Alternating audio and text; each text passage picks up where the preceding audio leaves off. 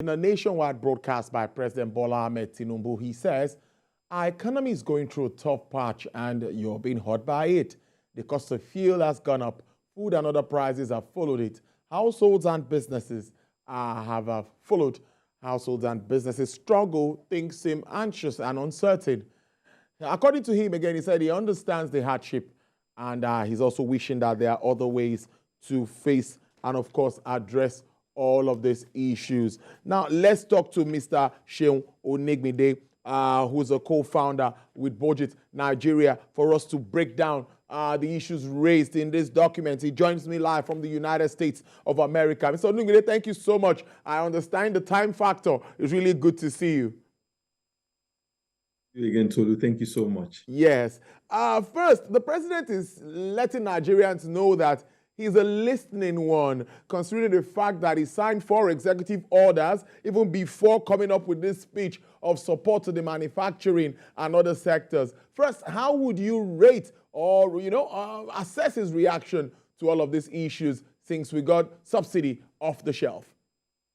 I think, in my own view, there's a bit of interest to discuss the effects of subsidy removal. I was one of the few people that felt that first subsidy should not have been removed in so much hurry. I mean, there was a lot of pace, and I immediately made that speech, and everything just moved quickly, that the subsidy has been removed. In his words, says subsidy is gone, and I think the market just reacted effectively to that. We're considering that we even still had appropriation in quotes till end of June. So it looks like they're chasing a moving wagon. They are trying to fix things. They're trying to figure out how to manage the after effects of such decision. It's not an easy one because we know the inflationary effects of first subsidy removal. Some of them are grounded in fact. Some of them are driven by emotions. But the reality is that prices of goods and commodities are higher than what it used to be in a few months ago. So he's owning that situation by providing some form of palliatives and some form of support to those who are going to feel the brunt of first subsidy removal. But I don't think those support mechanisms are adequate. I don't think they're holistic. But at least he's engaging with Nigerians on this issue, which also means that he sees and he understands and he hears the effects of first subsidy removal. I think we have to take that one as a win from this situation. But when you look at some of the things that he has proposed, they don't sound holistic, or it doesn't sound as if there's some quality diagnosis of the issue or the challenges that people are facing, in my own view. 75 billion naira for 75 enterprises for at 9% rate for manufacturers.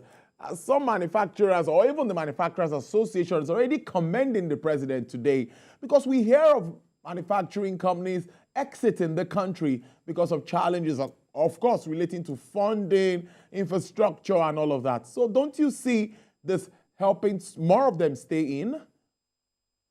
It's good. I mean, 75 billion for manufacturers, 1 billion naira for 75 firms, at the discount rate. Would that change the tide significantly? I don't think so. I think the intervention for that sector needs far more than that. And it's very important that it begins to accelerate holistic solutions. So if you ask manufacturers, what is their problem? Access to export markets will be a problem. The access to FX markets is a problem. If you ask them, they will tell you that issues around power, energy, infrastructure are the biggest challenges. So if we are going to help the manufacturing sector, it will not just be about giving support just to a few firms, 75 of them, in the midst of the number. I mean, look at the number of manufacturing firms that we have in Nigeria. So my advice has always been focus on systemic issues. As a way out of this. Some of them you will do some targeted support, but when you are trying to support, do those targeted support, make sure that they are systemic in nature. For example, public transport systems, mass transit public transport system that provides alternative to the commercial vehicles. So if you're able to deliver on that, that will be much more effective. Or you are supposed to look at the students, primary students, secondary school students, university students, whose parents are going to feel the biggest brunt of this issue. So how do you partner with state governments to ensure that students can have free access or cheap access to move around, especially to go to school and come back? So when you do things like that, you ameliorate, you reduce the pressure on parents, especially poor parents, in a way. Something like that doesn't mean that you are giving cash to people, because anything that comes about giving cash to people in Nigeria, we know how that ends. It is politicized, it is underwhelming. At the end of the day, it lacks accountability, and you will still not get value for money. But if you focus on things around accelerating a new minimum wage at the federal level and also encouraging states to do so, and even incentivizing states to do so, you focus about accelerating the infrastructure. We have put a part of the infrastructural fund, you've put that aside. So how do you ensure that you work with state government to make sure that is effectively operationalized? You're doing food inflation. How do you resolve logistics around food inflation so that whatever is being produced in Taraba, Benue, and all the whole food baskets of the country at a reasonable margin level comes to the market across the country? Those are the things you want to put in play first. Because whenever it comes to distribution, most times we don't have a proper holistic framework for distribution. It gets suboptimal at the end of the day. And the Buhari administration did this so well, and at the end of the day, the results were still underwhelming in terms of when you look at socioeconomic factors like poverty and the rest. So for me, what he needs to do now is to focus on systemic issues and also act in solidarity. People look at the cost of governance and they still act. We are feeling the pain. Are you guys also feeling the pain? So he also has to be assertive as a president, especially with the National Assembly and any other government, that the time for the party is over. This is actually the time to serve and work for Nigerians, in my own view. Show interesting stuff. I'm thinking around evaluation and monitoring here should be key, implementing some of this policies or initiatives introduced by the president. But let me also ask you, micro and small businesses to get 125 billion naira at about 50,000 naira each for another 1,300 nano businesses. Of course, these are small businesses. What do you also think around that? Or are you worried about how to get those that really need this fund so that it gets to the right set of people? These are all the things we keep doing, ad hoc solutions. And if it's not rooted in a proper national identity system, we will not get results at the end of the day. If you want to, and this is an opportunity, maybe this is their opportunity to bring people into the tax net and bring them. And when I mean bring it to the tax net, it does not mean to tax them. It just not means that government has an overview of their operations and is able to provide support to them as necessary. I hope this is what they will do. I still feel 125 billion in the context of, if you're 7 trillions of naira, if you have close to another 700 billion that you did not share in previous FAC allocation, and you're still going to have another one in this month again and another one next month, because if you push all of that money into the system, it's going to spike inflation significantly again.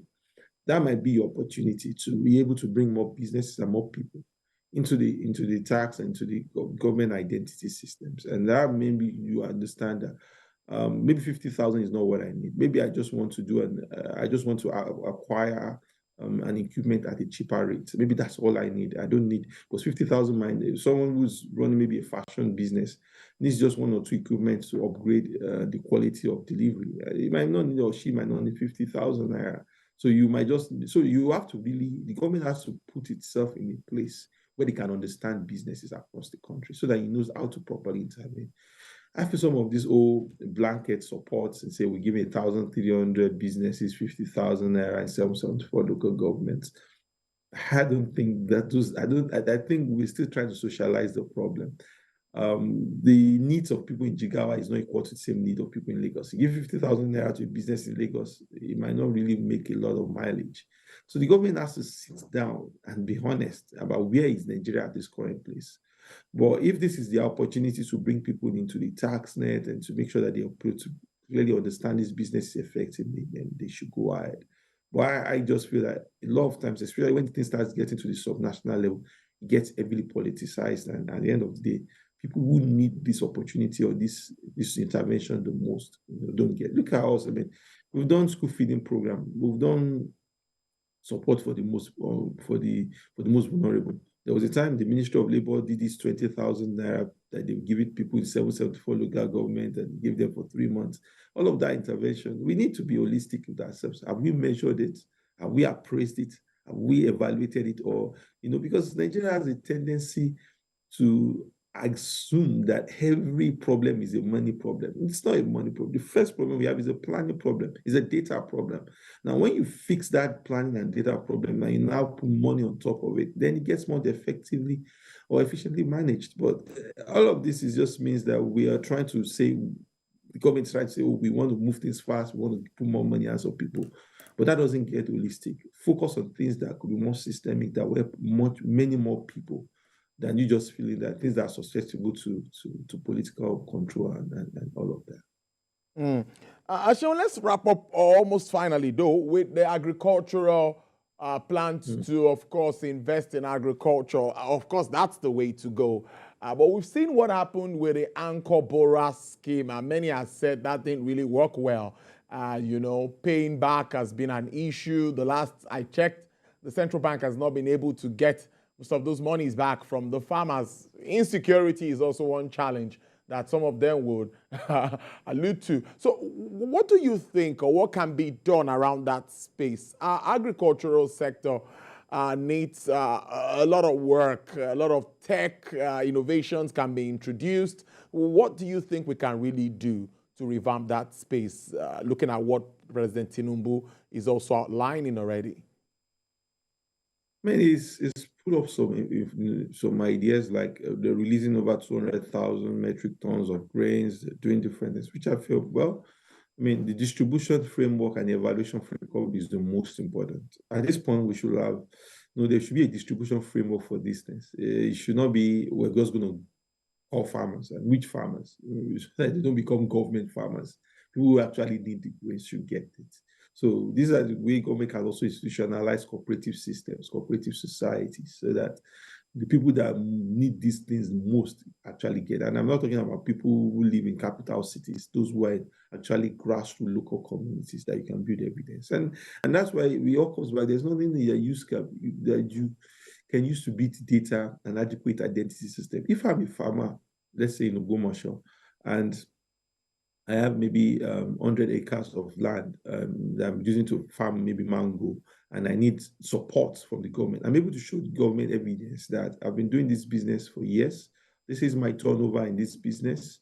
And because I have a turnover of 100 million naira, this is the kind of support I will need to scale up my business. So I'm documented. The government sees that I've filed taxes, and there's a framework to support me. That's what it's supposed to be.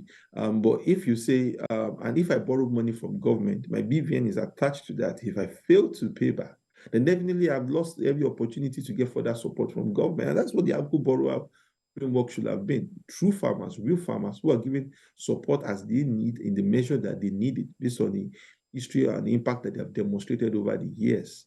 And they now build an holistic framework to support them continuously. And that's the way it's supposed to be. But when we just say, give 100,000 to 100,000 farmers, I mean, is that what they actually need? Because at the end of the day, the money either becomes too small, that it makes no sense to them, and they just use it for frivolities, or becomes too big, or even those who don't even becomes efficiently managed at the end of the day. So I believe nothing would, if the Tinubu, something we need to understand is, we are in the haste to really see we are doing stuff. We are churning out money. We are spending money. I understand short-term political objective, long-term, impact of all of these things. But the best way is to really sit down and reflect. How best can this just be more effectively and systematically managed at the end of the day? And it's just about being a proper data and identity database around all of these issues. If there's anything the Tinubu government should do differently, it's about these things should be systemic. In any developed country, says we want to give public school teachers in this local government 50,000 naira. It gets to public school teachers in those local government, because that's the way it should supposed to be. And it doesn't mean we start asking for a list overnight. There's a system, there's a framework, and that money just gets into their account. And that's what we have to build. A agnostic, a system that is no respecter of everybody's, is agnostic. People will review it. People will say, okay, this is what you deserve based on some metrics and some scoring system, and you can get this kind of support from the government. And that's what exactly should be at the end of the day. So very, very, very serious one there. But let's wrap up with, what sort of transition period are you looking at? If things are done correctly, a life without subsidy, monies are channeled to where they should be channeled to, infrastructure is developed, gas infrastructure is built, we can begin to have that option of CNG properly, and there is no problem with that. Electric cars begin to come in and all of this. What sort of transition period, how long do you see us moving with this? I feel there's a time lag, and I think the president mentioned that during the period where all of these initiatives are processed and where the effects begins to show, it's going to take a bit of time. First framework is that the global macroeconomic environment is even not friendly at this time, because if you look back maybe like 10 years ago, when oil prices were high, when capital flows were high, when portfolio investors were trashing it, maybe those were times that we could have harnessed that. But if you have Fed putting rates at 5.5%, it's built a lot of incentive to keep some of those resources within their own country.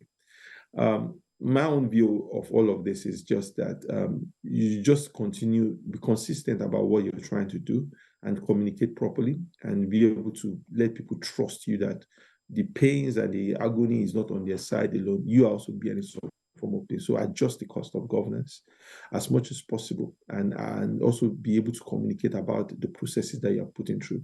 Some of these things are overdue. Subsidy removal, we were no longer able to afford it for a long period of time. We just continuously walked through it, and has put us in this precarious situation. The exchange rate situation needed to happen. It needed to change. Maybe some adjustments will be made along the way, because I don't think if rates continue at this place, then definitely there will be challenges along the line, even with fuel pricing. As you go, with rates reaching 700, 800.